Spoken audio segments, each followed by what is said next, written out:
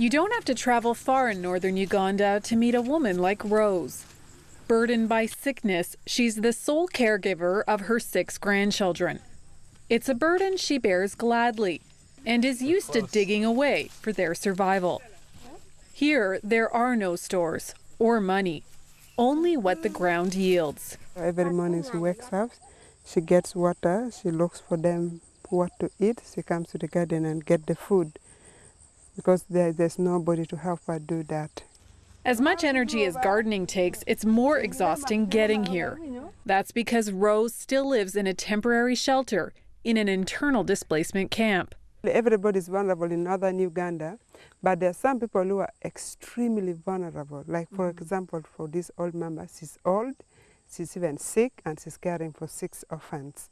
Women like Rose often fall through the cracks. But thanks to these seeds, this woman's life is about to change. Many of them are widows like Rose, and often just as needy. But they've come together to be the hands and feet of Christian Counselling Fellowship in the camps. Supported by Crossroads missions, each county has a collection of these seeds. Women from every denomination and background. The common denominator is their love of God and that abundant African resource, joy. Today we're going to join them on their mission. They don't just go and pray and give counsel. They also meet the physical needs that are required. It's a tangible. It's tangible because it's the community that is in the process of reintegration after the conflict. They need counseling, they need physical support, tangible goods to support the family. In teams of 4, the women bring the basics of any Ugandan household, soap and salt, and whatever else may be available. And judging by Rose's smile, it's well received. But this won't be her only gift. There are so many people like this widow in this IDP camp, people who don't have the resources or the strength to go home. The good news is that this widow will be getting a new home where she can live with her 6 grandchildren. But there are so many more who need help. With the help of Crossroads missions, Achan says 100 homes will be constructed for the extreme vulnerable. We are building homes as well as building the social network, which is very important in the community to have a healthy living. That's why the seeds of love are like a tool to mentor and to bridge that gap. Even though her house isn't entirely finished, this widow has already moved in, and she couldn't be more thrilled or thankful. People were getting out of the camps, and the owner of the land wanted the houses to be destroyed, and she kept praying. And then one day they came and told her, "We're going to build for your house. Where's your new house?" So she said, "God is great."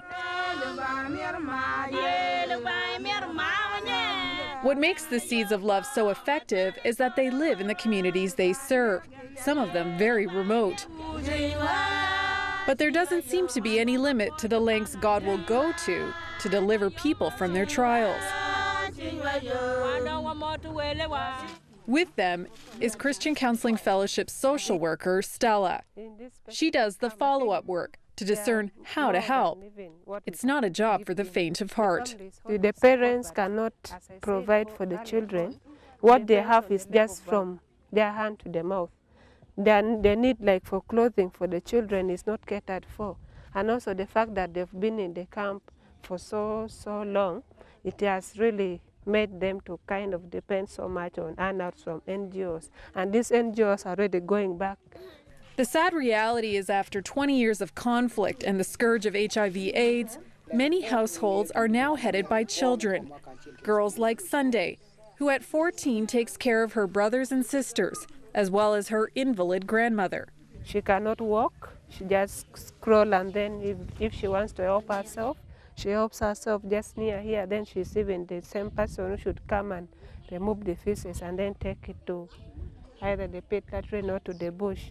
So she finds it very hard. And also to provide food for the old mother together with the other children. With all that she must do, she still goes to school. It's a dream she can't quite let go.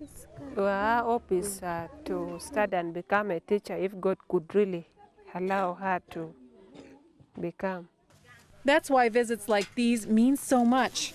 Not only do the Seeds help with housework, they give her support of another kind. she's saying it's really so good and it's so encouraging, because if you don't live with the word of God in your life, given the heart condition that she's in, she may not really manage it herself. Yeah, she's saying that the women is helping her. Actually, it's God working through them to help her. So it's God helping her generally. They may not have much, but as these seeds scatter and grow, signs of life are starting to appear.